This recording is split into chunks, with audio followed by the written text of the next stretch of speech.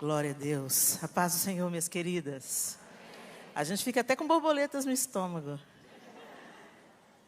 E ainda ser apresentada dessa forma, né? Maravilhoso é o Deus que tem nos sustentado dia após dia, não é? Toda glória ao Senhor.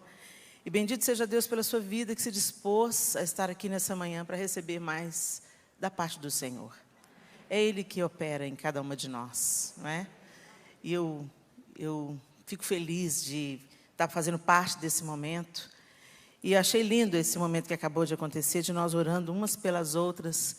Às vezes você recebeu uma fichinha de alguém que você não conhece, mas que é sua irmã e que às vezes sofre com as mesmas dores e tem as mesmas petições que você. E é tão bom a gente poder orar uns pelos outros, não é isso? Para mim, é alegria estar aqui com vocês, finalmente. Demorou um tempinho para a gente estar junto aqui, né, pastora? Mas o Senhor não erra o tempo. Ele sabe o tempo perfeito de todas as coisas. E esse é o melhor período para a gente estar juntas aqui. E eu espero que a gente continue recebendo da parte de Deus, como Ele tem feito coisas lindas nessa manhã. Você está recebendo? Eu fui profundamente edificada com a palavra que nós recebemos da pastora Ana Cláudia. E eu tenho certeza que você também.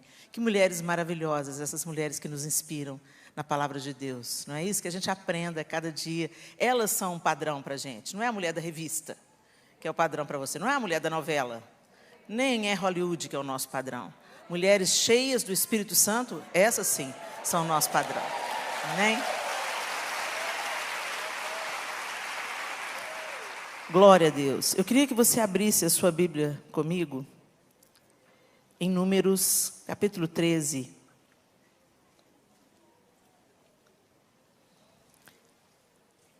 Números, capítulo 13. Nós vamos ler nós vamos ter uma leitura bíblica robusta e longa. Então, fica comigo, eu vou usar a versão NVT, a nova versão transformadora. Não sei se o pessoal pode colocar na tela a NVT. Números 13, nós vamos começar a ler a partir do verso 25, e nós vamos passar para o capítulo 14 também. Então, a leitura é longa, se liga aí para você não perder nada e ficar ligadinha. Amém? Vamos lá, números 13, a partir do 25, diz assim: Depois de passarem 40 dias explorando a terra, os homens retornaram a Moisés, a Arão e a toda a comunidade de Israel em Cádiz, no deserto de Parã. Relataram o que tinham visto a toda a comunidade e mostraram os frutos que trouxeram da terra. Este foi o relatório que deram a Moisés. Entramos na terra, a qual você nos enviou, e, de fato, é uma terra que produz leite e mel com fartura. Aqui está o tipo de fruto que nela há. Contudo, o povo que vive ali é poderoso, e suas cidades são grandes e fortificadas. Vimos até os descendentes de Enaque, os amalequitas vivem no Neguebe, e os hititas, jebuseus e amorreus vivem na região montanhosa. Os cananeus vivem perto do litoral do mar Mediterrâneo e no vale do Jordão. Calebe tentou acalmar o povo que estava diante de Moisés. Vamos partir agora mesmo para tomar a terra, disse ele. Com certeza podemos conquistá-la. Mas os homens que tinham feito com ele o reconhecimento da terra discordaram. Não podemos enfrentá-los, são mais fortes que nós. Então espalharam entre os israelitas um relatório negativo sobre a terra, dizendo: a terra que atravessamos ao fazer o reconhecimento devorará quem for morar ali. Todas as pessoas que vimos são enormes. Vimos até gigantes, os descendentes de Enaque. Perto deles, nos sentimos como gafanhotos. E também era assim que parecíamos para eles. Aí a gente começa em Números 14, primeiro versículo.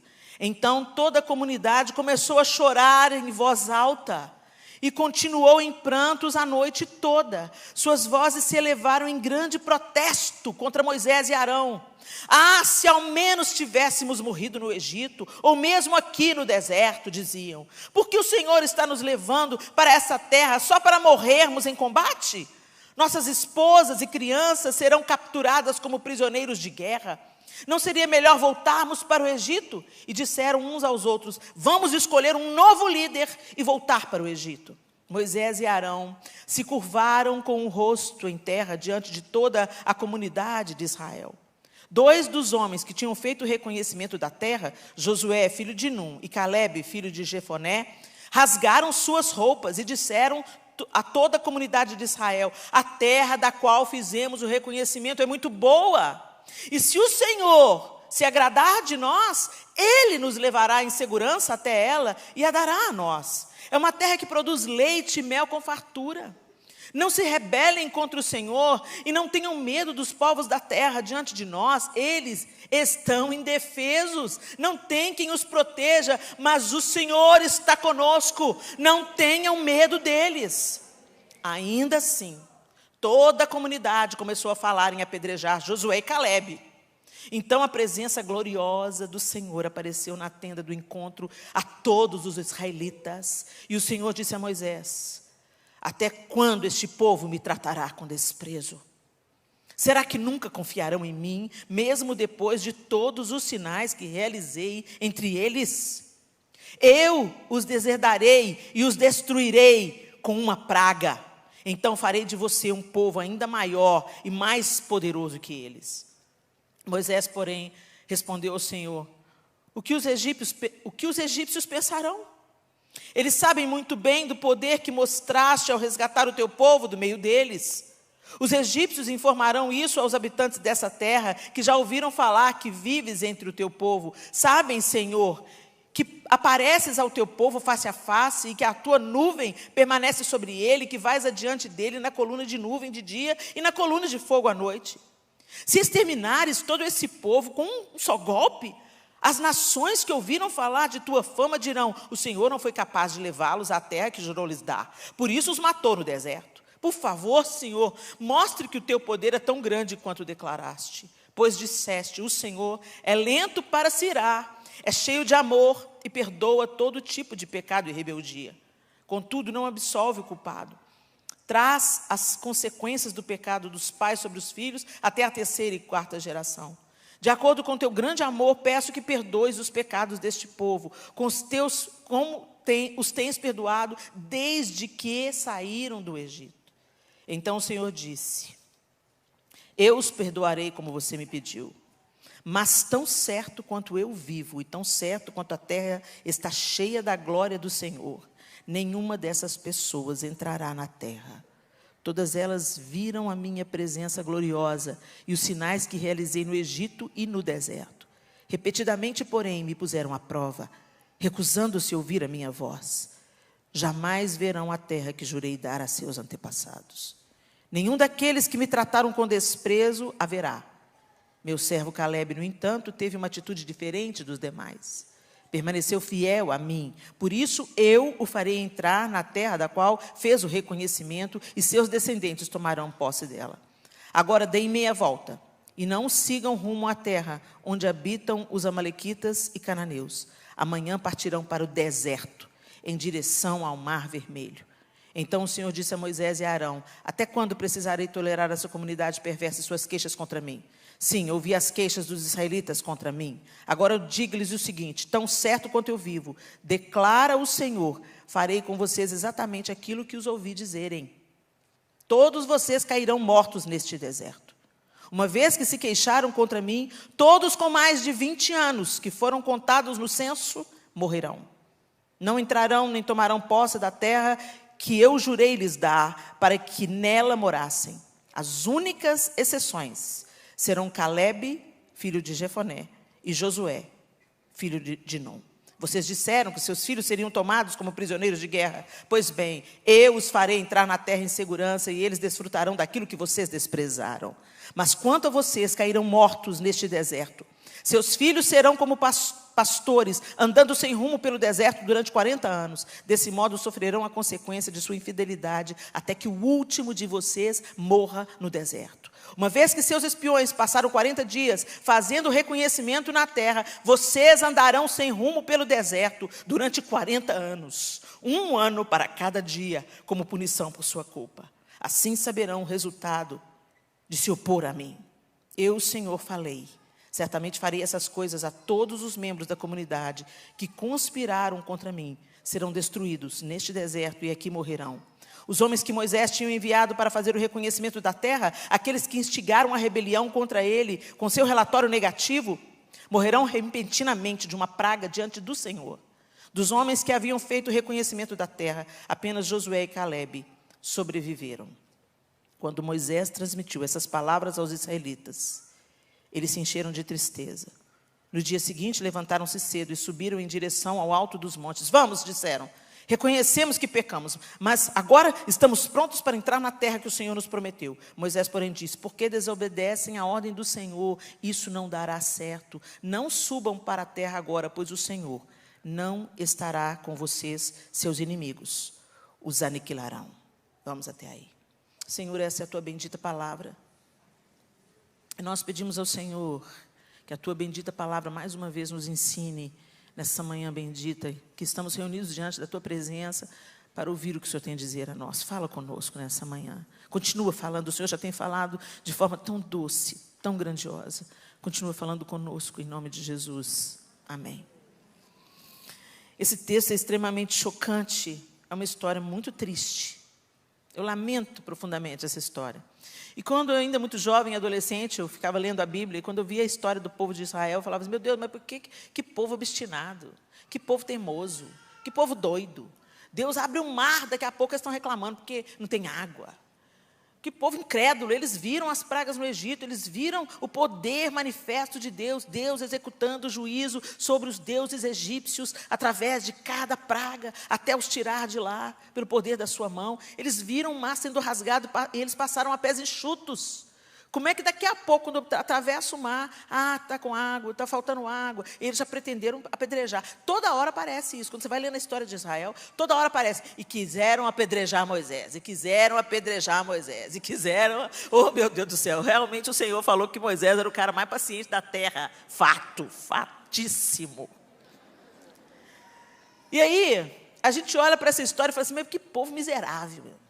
Que povo obstinado, que povo... E eu ficava assim, meu Deus, por que essa história está aqui? Que povo é esse? E o Senhor docemente me respondeu, esse povo são vocês. E aí a gente olha para a nossa história aqui no século XX, e a gente sabe que a Bíblia não tem nada aqui que está enchendo página. Tudo que está contido aqui tem o poder de nos ensinar, de nos exortar, de nos limpar, de nos transformar. E de não nos fazer incorrer nos mesmos erros que os nossos irmãos, todos feitos do mesmo material que nós, incorreram. E quando a gente observa essa trajetória do homem, né, do povo de Israel, sendo arrancado do Egito, pela mão poderosa de Deus, levado ao Sinai, onde Deus se apresenta ao povo, porque aquele povo ali que se multiplicou na terra do Egito, descendentes dos patriarcas, né, descendentes dos filhos de Israel, eles estavam ouvindo a tradição, né, com certeza, aquilo que foi passado a eles, de pai para filhos, o Deus de Abraão, o Deus de Isaac, o Deus de Jacó, que gerou a José, que foi governador no Egito, trouxe para cá toda a sua família, e por isso nós estamos aqui. Aquele povo também tinha recebido uma forte influência da idolatria egípcia. O fato é que quando Deus leva esse povo ao invés de levar direto para a terra, Deus leva o seu povo para o Sinai. E ali se manifesta ao seu povo e dá a eles uma direção, diretrizes sobre as quais eles deveriam viver, que são os mandamentos de Deus. E a gente vê que Deus inaugura os mandamentos se apresentando para o povo, para o seu povo. Eu sou o Senhor, o teu Deus, que te tirou da terra do Egito. Somente a mim adorarás. E só a mim prestarás culto. Por quê? Por que Deus tinha que já estrear com esse mandamento? Porque eles estavam cheios das influências do Egito. Então Deus estava tirando o seu povo do Egito e agora os estava ensinando uma nova maneira de viver e arrancando de dentro deles a idolatria do Egito. A evidência disso é que quando Moisés se demora no monte, onde ele está recebendo as leis de Deus, o povo faz o quê? Um bezerro.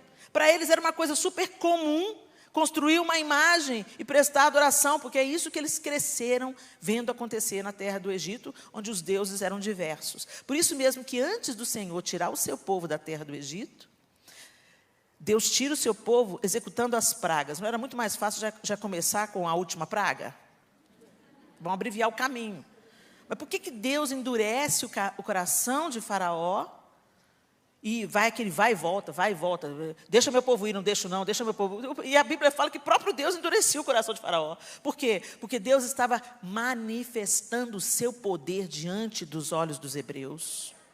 E também executando juízo sobre a terra do Egito e sobre cada deus egípcio. Quando você vai vendo as pragas, cada uma delas tem uma conexão com uma divindade egípcia. E a última, a própria figura de Faraó, que era considerada um deus. E aí Deus leva o povo para o Sinai, ensina os seus estatutos e leva eles até Canaã. Gente, é a nossa história. Deus tira a gente do pecado, você aceita Jesus, larga a antiga terra, larga os velhos hábitos. Aí você passa pelo discipulado, não é assim? Sinai, né? Você vai entendendo o que foi que aconteceu na sua vida, que novidade é essa, quem de fato é o Jesus da história. Né? Porque a gente conhece a história de Jesus, mas a gente precisa conhecer o Jesus da história. Então, por isso que é tão importante o discipulado. Então, as pessoas vão aprendendo, entendendo, compreendendo, discernindo com clareza o que significa aquela decisão de erguer a mão e falar: Senhor, toma conta da minha vida. E a mesma coisa, o nosso Sinai é o discipulado, né? Por isso que ele é tão importante. E ali a gente vai para a nossa jornada humana, que é um deserto. É ou não é? A nossa jornada humana é cercada de perigos, cercada de exaustão.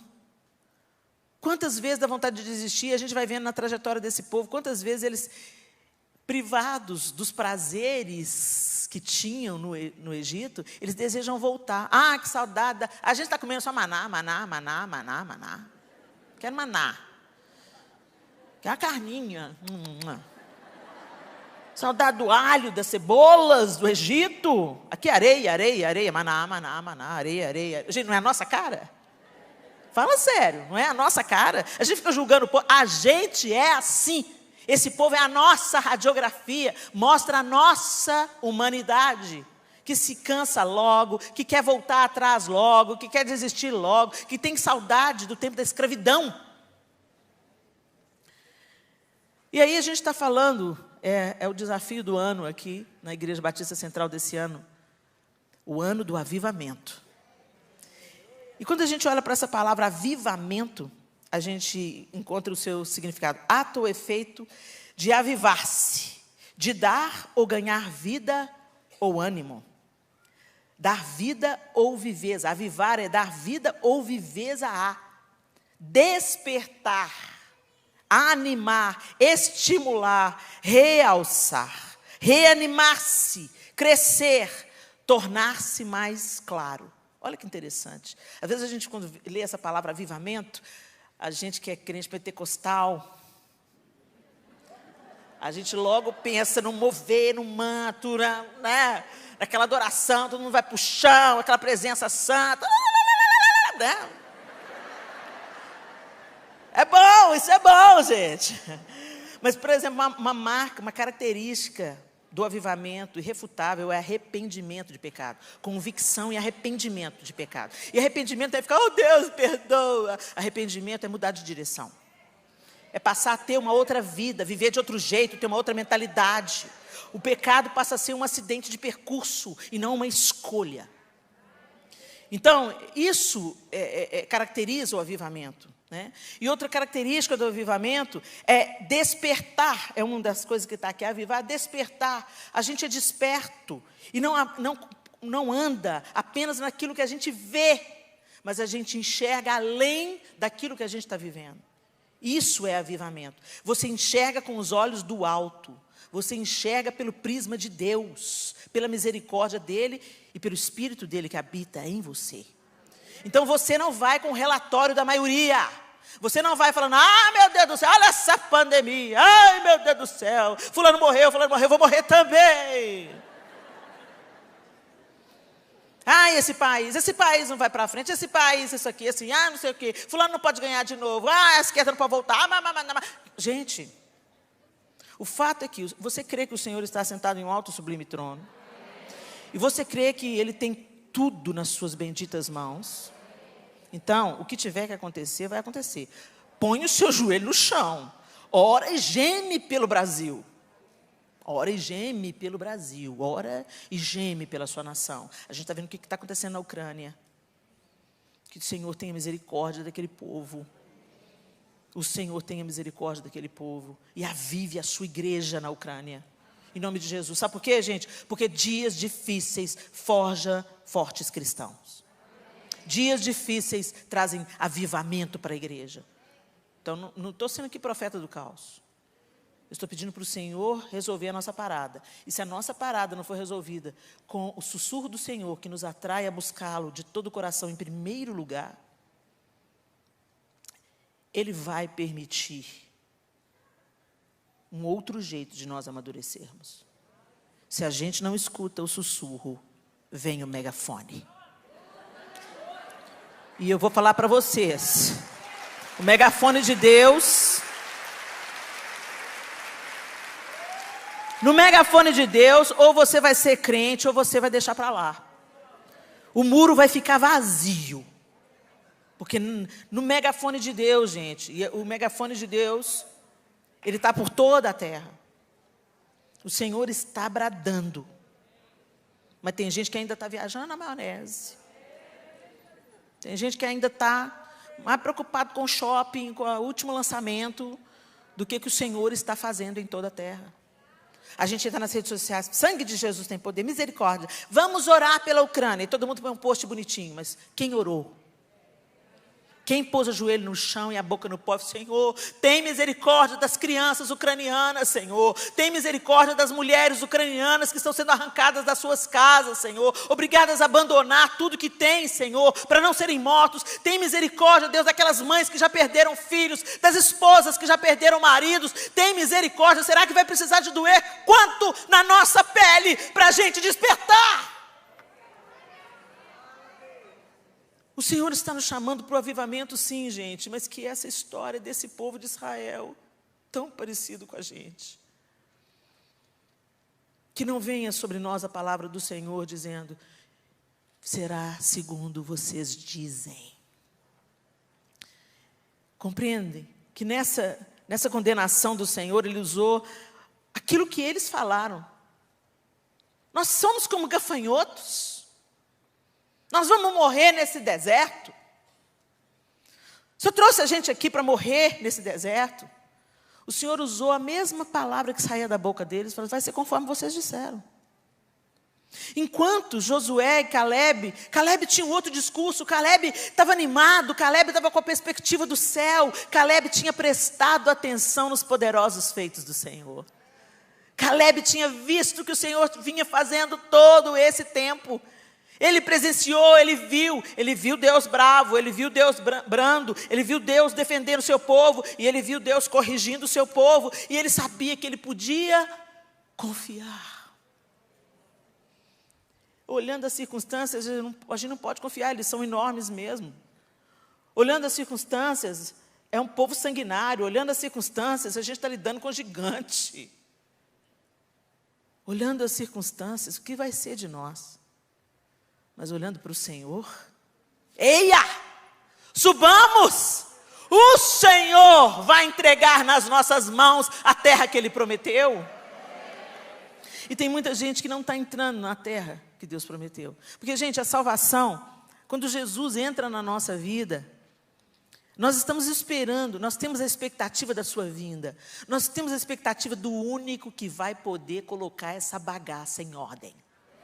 A gente destruiu tanto o planeta, a gente detonou tanto a natureza, a gente joga lixo no chão, a gente tem péssimos hábitos, a gente desrespeita as regras da natureza, a gente ofende o nosso semelhante quando ele pensa diferente da gente, a gente está num estado lastimável, gerado pela queda, a gente dá uma olhada para as nações, a gente vê as nações em conflito, em ruína, a gente vê guerras, rumores de guerras, a natureza respondendo a tanta agressão, e são chuvas torrenciais alagando a nossa vida, tanta tragédia acontecendo, morros vindo abaixo, sepultando famílias vivas, são tantas tragédias que estão ao nosso redor, exatamente diante dos olhos daqueles homens que espiavam a terra prometida, eles também só viram o lado negativo.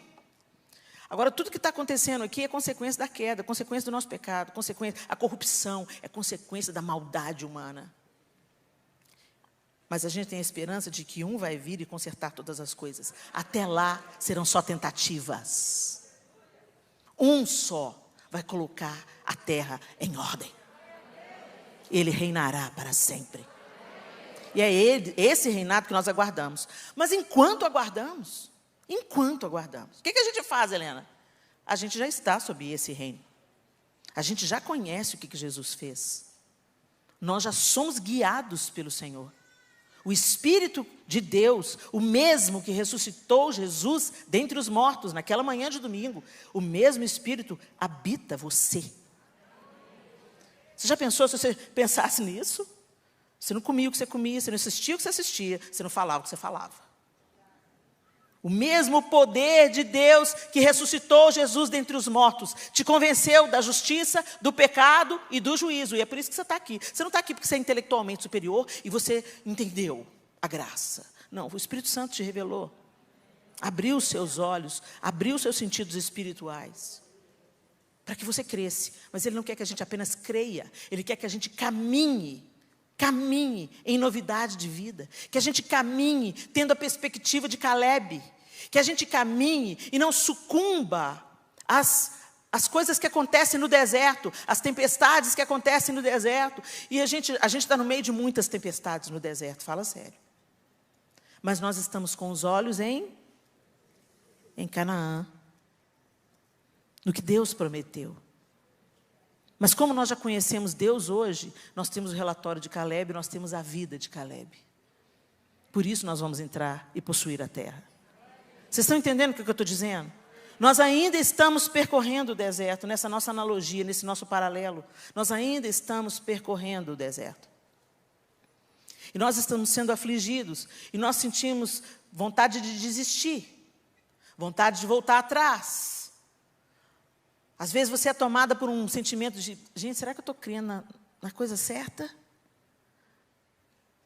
Porque às vezes você vai dizendo, o que eu mais estou escutando nesses dias é crente me perguntando, mas e Deus? Como é que Deus está nisso tudo? Crente desesperado, crente apavorado. Gente, crente até o diabo é. A palavra diz que até os demônios creem e tremem. Não basta você crer. Você tem que caminhar como quem crê. Você tem que reagir como quem crê. Você tem que ter os seus olhos no autor e consumador da sua fé. Você tem que entender o que Jesus veio te dar.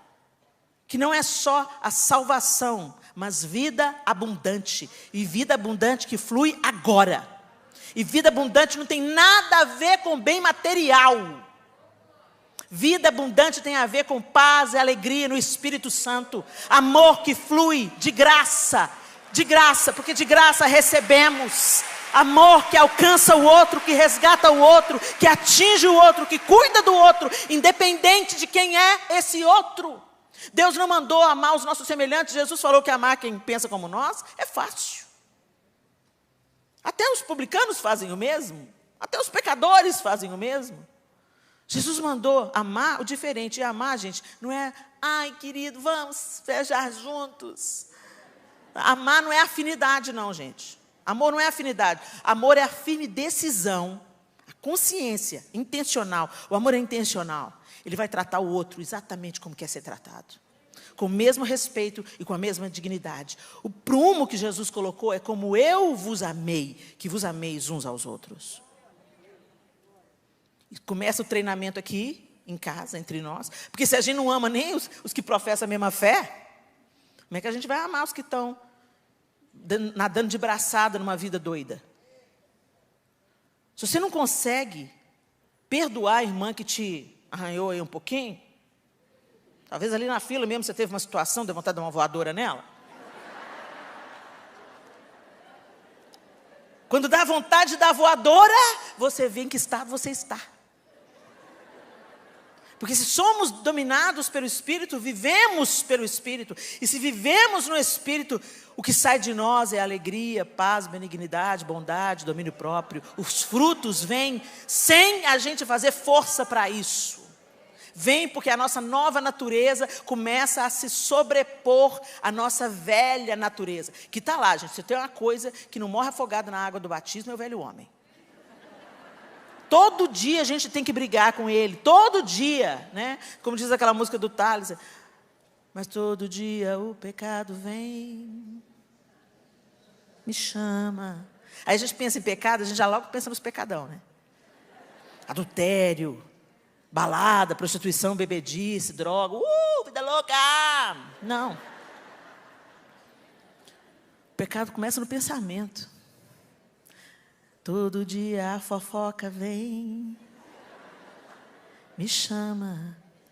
Todo dia a maledicência me chama. Todo dia a língua grande vem.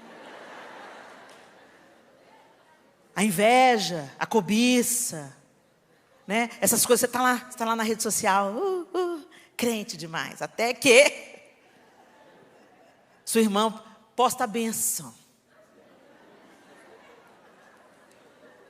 Te dá um ranço. Não é inveja, Helena, é ranço. Não gosto mais dessa pessoa tanto assim. Precisa de postar isso, parecida. É inveja. Não é ranço, é inveja. Inveja. E todo mundo aqui nesse auditório já sentiu e sente. Você está rindo aí? Desse pecado eu não sofro. Pior coisa é aquele que tem mau hálito, né? Todo mundo sabe, menos ele. Gente, a inveja, ela é inerente à espécie humana. E mais do que nunca, ela está sendo estimulada nesses nossos dias, pelas redes sociais e pelos padrões doentes que essa sociedade impõe para nós. Então, às vezes, você está feliz com aquilo que você tem, até que você se comparar com a vida da outra. Para de se comparar. Como foi bem dito nessa manhã aqui, nós somos singulares. Cada uma de nós tem um propósito lindo. E a gente é bonita com essa nossa beleza única, singular. Você não tem que ter o nariz da fulana. Se você tivesse que ter o nariz da fulana, Deus tinha te dado o nariz da fulana. Gente, eu não tenho nada contra a cirurgia plástica, antes que comece a me apedrejar. Eu não tenho nada contra a cirurgia plástica. Já fiz. Fiz uma abdominoplastia. Não adiantou muito, não. Barriguinha às vezes resiste, mas... Entendeu? 4 filhos, 4 gestação. Acabou com o meu músculo. Aí você vai daí para mais. Quando chegar na menopausa, então, na qual estou, você vai ver que você vai ter um problema crônico, né? Então, conserta esse nervo, põe tudo no lugar, né? Então, eu não sou contra cirurgia plástica. Mas essa história, a minha amiga que fez a minha cirurgia é cristã, é médica, muito competente. Paulinha, às vezes, fala que as pessoas chegam no coisa e falam assim, eu quero o nariz dela. Só que o nariz dela, na sua cara, vai ficar um desastre. Gente, seja feliz com quem você é. Se tem alguma coisa para melhorar, melhore. Mas não se descaracterize. Pelo amor de Deus, não deixe a harmonização facial matar quem você é. Faz um botoquinho de vez em quando, sabe? Mas não muda a cara, pelo amor de Deus. E a gente entra nessa vibe, a gente olha na revista, a atriz fulana. Por isso que eu comecei falando que o nosso padrão é Ruth, Noemi, entendeu? O nosso padrão são as mulheres que serviam a Jesus. O nosso padrão é Dorcas. Esse é o nosso padrão. O apóstolo Pedro, ele instrui as mulheres falando que não seja o franzido dos cabelos ou as joias a sua principal virtude, mas que seja de um coração quebrantado, pronto para servir o Senhor. Às vezes a gente vai dar a oferta, vai dar o dízimo, cata as moedinhas no canto da bolsa. Mas para harmonização facial, 3.000. Isso mostra onde está o seu coração. Onde está o seu tesouro, aí está seu coração. Isso, gente, eu estou ilustrando de uma maneira bem bizarra, para você ter ideia de que como coisas irrelevantes tem tirado nossos olhos do autor e consumador da nossa fé, e a gente tem nos levado a viver uma vida medíocre. E na hora que chega a tribulação, na hora que chega a pandemia, na hora que chega a necessidade, a escassez, o desemprego, nós nos desesperamos. Essa pandemia mostrou para a gente que a gente não precisava de tanta roupa. Né?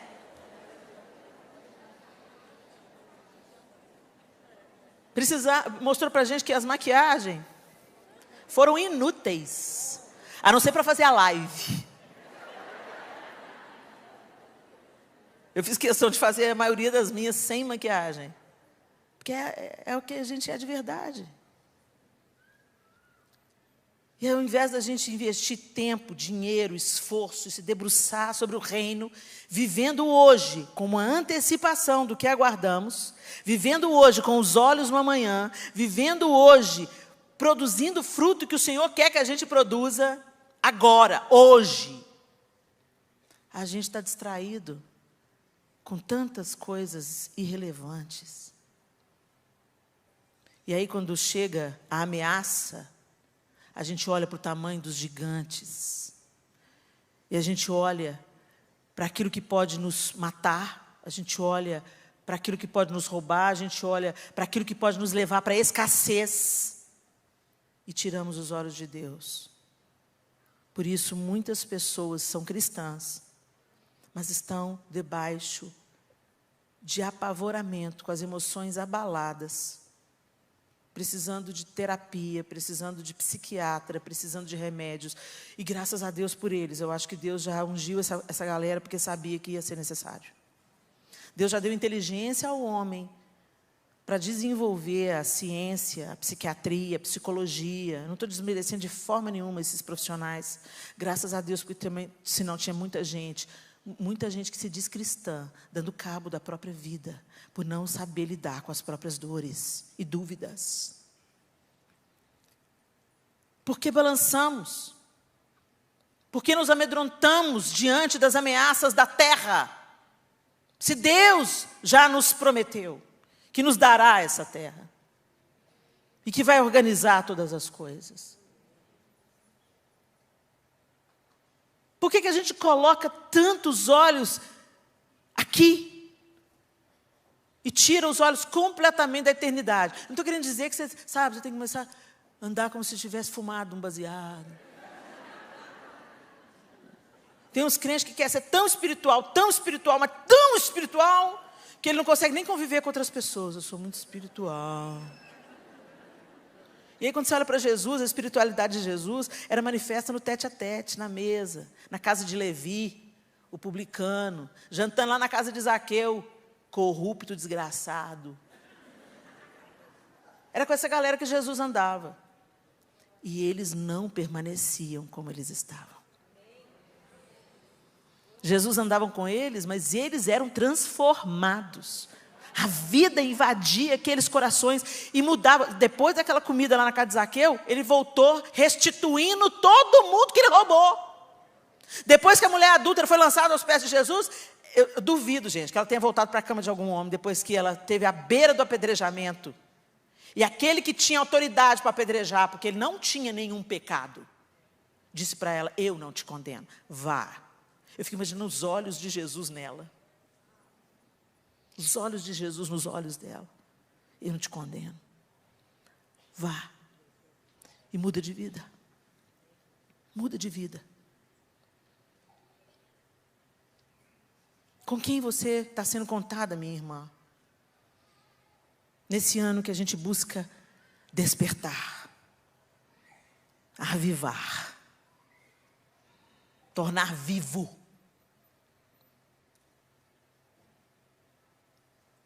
Eu gosto desses significados. Animar, estimular. Você é avivado? Então você estimula, você anima. Você realça o que tem que ser realçado. Você desperta, você dá vida. E é isso que o Senhor quer nos levantar como mulheres nessa geração. Esse é o momento propício de nós nos levantarmos como luz no meio da escuridão. Mas como, Helena, essa escuridão está dentro de mim? Eu estou com medo. Eu estou apavorada diante dos relatórios. O resultado de uma eleição não pode mudar o meu coração. Não pode mudar o meu coração, porque o meu Deus está assentado em um alto e sublime trono. A injustiça humana, a carnificina que o Putin está fazendo, não pode mudar o meu coração. Porque eu sei que Deus está assentado em um alto e sublime trono. E Ele vai julgar todas as coisas. Nada vai ficar barato. Então, quando eu penso com essa perspectiva do alto, eu penso, eu quero ser contada com os justos. Eu quero ser encontrada como luz nessa escuridão. Eu quero me levantar como uma intercessora pela Ucrânia. Eu quero ser encontrada como uma intercessora pelo Brasil. Eu quero ser encontrada como uma mulher facilitadora na minha nação. Como aquela que não só manda orar nas redes sociais, mas aquela que se ergue como um atalaia, que enxerga o que está por vir, mas não se amedronta. Desperta outros para a oração, para o quebrantamento, para a humilhação diante do trono de Deus. Se o meu povo, que se chama pelo meu nome, se humilhar. A gente vive numa sociedade que diz que a gente não tem que se humilhar. Que a gente tem que ser grande. E é tão triste quando a gente escuta isso no nosso próprio contexto evangélico. Deus está te honrando na terra.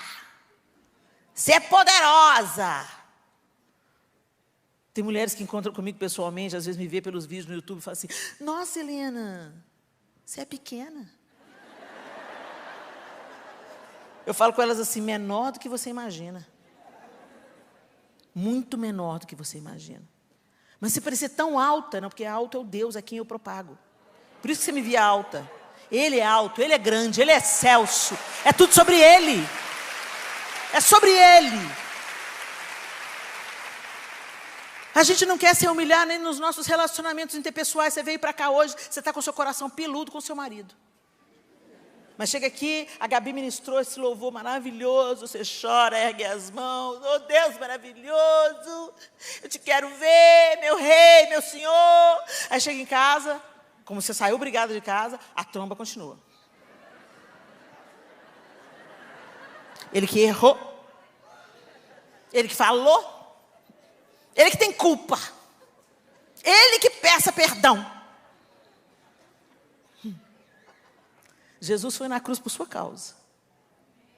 Você diz que segue a Jesus, mas você quer que o seu opositor é que peça perdão? Helena, mas eu estou certa. Jesus também estava certo. Ele nunca pecou. Seguir os passos de Jesus é desistir do orgulho. Que parta de você a reconciliação. Que parta de você a coragem. Gente, para se humilhar tem que ter coragem. São os paradoxos divinos, sabe? Coragem para morrer, coragem para se auto-humilhar. É isso que é o negue-se a si mesmo. Negar a si mesmo não é ficar se flagelando. Sabe? Ai, eu só vou andar de chinelinho de dedo para negar a mim mesmo. Olha como é que eu sou humilde, me dá aqui a faixa de mais humilde. Não, a nossa humildade aparece na hora que você tem razão. Mas você prefere ter paz. No que depender de vós, tem de paz com todos os homens. Gente, a gente olha para esse texto que a gente acabou de ler, e a gente vê o nosso retrato nesse texto. E a gente vê o nosso retrato. É mais fácil a gente aderir a um relatório infeliz. É mais fácil a gente acreditar nas más notícias. É mais fácil a gente sucumbir diante daquilo que nos dizem. Não vai dar em nada. Esse país não vai para frente. Sua família não vai dar nada. Seu filho não vai voltar para Deus, coisa nenhuma. Essa miséria que você está vivendo nunca vai melhorar. Você tem certeza que você quer continuar servindo esse Deus que você diz que serve? E a gente se esquece de tudo, de toda a benevolência, de toda a graça, de todo favor, de toda a misericórdia, que se renova todas as manhãs, nos dando fôlego para viver mais um dia. Respira aí, respira fundo. Quantas pessoas estão no hospital agora lutando para fazer o que você acabou de fazer? A misericórdia do Senhor se renova sobre nós todas as manhãs. Junto com essas misericórdias, o seu perdão é renovado, o seu acesso ao trono está livre. Você pode se achegar a Deus, você pode falar com Ele os seus motivos de oração, você pode se relacionar com Ele intimamente. Você não precisa de um intermediário, a não ser de Cristo Jesus, que te leva até a sala do trono. Mas a gente está desesperado porque a gente está colocando a nossa esperança nos braços de carne, A gente está acreditando no que a política ou o governo pode fazer por nós. Eu não estou falando para você ser alienado politicamente. De maneira nenhuma. Nós somos cidadãos, pagamos impostos e nós temos a obrigação de votar com responsabilidade. Porque as consequências do seu voto serão suas. Serão de todos nós. Mas nós estamos num outro nível. Onde cremos que as coisas espirituais se sobrepõem às coisas carnais. A última palavra é de Deus. E seja ela qual for, nós vamos nos alegrar e nos erguer como sal na terra e luz no mundo. Mas isso tem que começar dentro de nós, dentro da nossa casa. E transbordar para toda a nação. Como é que você está vivendo, minha querida? Será que você está ouvindo os relatórios ruins do nosso tempo e tirando os olhos de Deus? Isso não vai te avivar. Isso não vai te animar. Isso não vai te despertar. Isso não vai te encher de vida. Ou será que você está somando com Caleb? Espera aí. Tem um Deus. Tem a música, né, que fala: eu tenho um Deus que não vai deixar essa luta me matar, o desespero me tomar, por mais a situação, o controle ainda está na palma de suas mãos.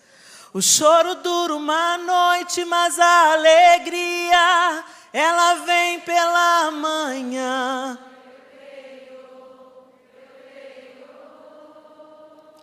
O choro dura uma noite, mas a alegria, ela vem pela manhã.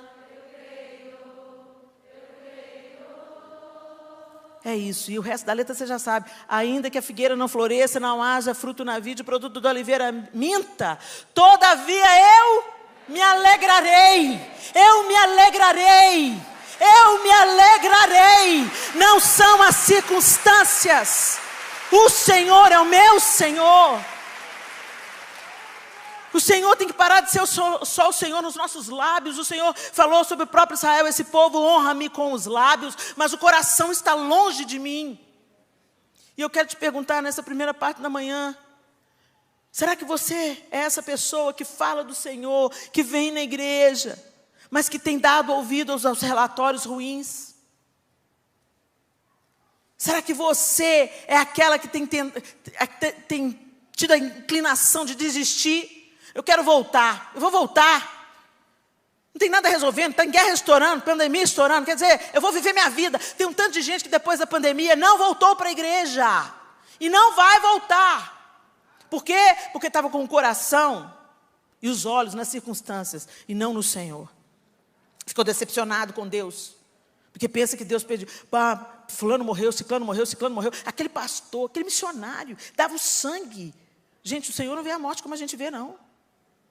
Ele tem alegria na morte dos seus santos. Tem uns que ele tirou da terra, você já cumpriu. Vem cá, você não precisa passar pelo que está por vir, não. Hashtag fica a dica, gente. Se a gente está aqui, segura a sua onda. Segura a sua onda, amadurece, põe esse joelhão seu no chão, a boquinha no pó. Entendeu? E fala: Senhor, eu quero ser contada com Josué e Caleb. Senhor, eu quero gozar das tuas promessas. Senhor, eu quero desfrutar a vida abundante que tem nessa terra. Senhor, eu não quero ser movida pelos maus relatórios e pelas circunstâncias ao meu redor. Por mais que tudo esteja caindo ao meu redor, eu vou me erguer como sal, como luz, como esperança, como consolo, como provisão, como acolhedora daqueles que estão sofrendo. Eu vou ser uma coluna forjada pelo Senhor, uma árvore frondosa, de onde outros feridos vêm se aquietar à sua sombra. É isso que o Senhor quer fazer de nós. É isso que os seguidores de Cristo deveriam ser. E isso é avivamento. É muito gostoso a gente receber, a gente cair no poder, a gente rodopiar. Cada um aí sabe onde que pega. estou aqui para fazer doutrina. Mas avivamento é mais do que isso. Convicção, arrependimento de pecados, que gera uma nova mentalidade, uma mudança de direção, que dá fruto, que dá fruto, que dá fruto, que dá fruto. Terra que mana leite e mel é você.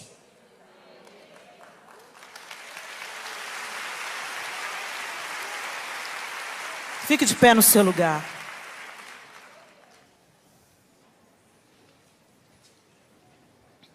Eu não sei o que você está vivendo na sua vida pessoal. Mas tudo começa no pessoal, tá, gente? É de dentro para fora. Você pode ser uma bênção aqui na igreja. Eu posso ser uma bênção na plataforma. Mas isso aqui é só a pontinha de um iceberg. A base está em outro lugar. A base está lá dentro da nossa casa. A base está dentro da nossa casa. Como nós estamos vivendo a nossa fé dentro. Vai determinar como vai...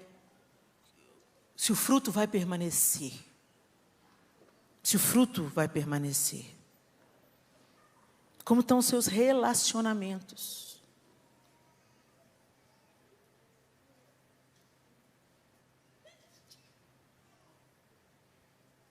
Às vezes nós estamos na igreja, erguemos as nossas mãos, somos dizimistas, ofertantes.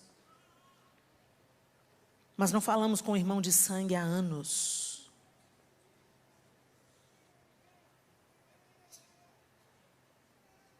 Viemos para essa conferência, para esse encontro maravilhoso, passar o dia aqui na presença de Deus, com outras irmãs queridas. Mas saiu de casa batendo a porta, demandando com sua mãe, com seu pai, com seu marido, com seu irmão, com quem mora com você. Às vezes você veio, mas seu coração não tem esperança. Eu vim aqui para ver se alguma coisa melhora. A vida está ruim. Meus filhos estão tudo fora da presença de Deus. Não são as circunstâncias que definem quem você é. Onde você está bebendo? Onde você está bebendo água? Onde você está se reabastecendo? Se você não comer do Senhor, não beber do Senhor, você não vai ter força para prosseguir. Quando temos um relacionamento com Ele, os outros são curados. No que depender de você, você vai ter paz com todos. Tem gente que não vai querer reconciliação. Não se importe com isso. Mas deixe o caminho aberto.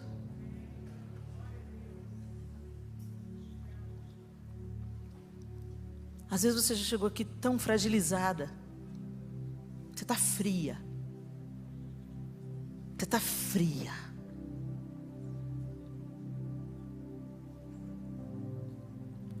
Achegue-se a fogueira. É tão lindo quando Jesus chama Pedro para se reconciliar com Pedro. Pedro foi pescar. Jesus teve outros encontros com os discípulos, mas ele passou pela parede, se apresentou no meio deles, mas não falou com Pedro.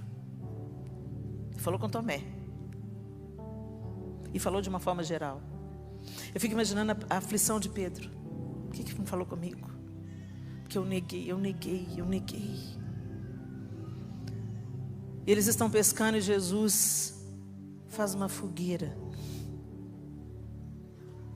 E uma janta, assa peixe, esquenta pão. E chama Pedro para a conversa. Pedro, tu me amas? Tu me amas? Reconciliação com Deus. Talvez você esteja precisando de...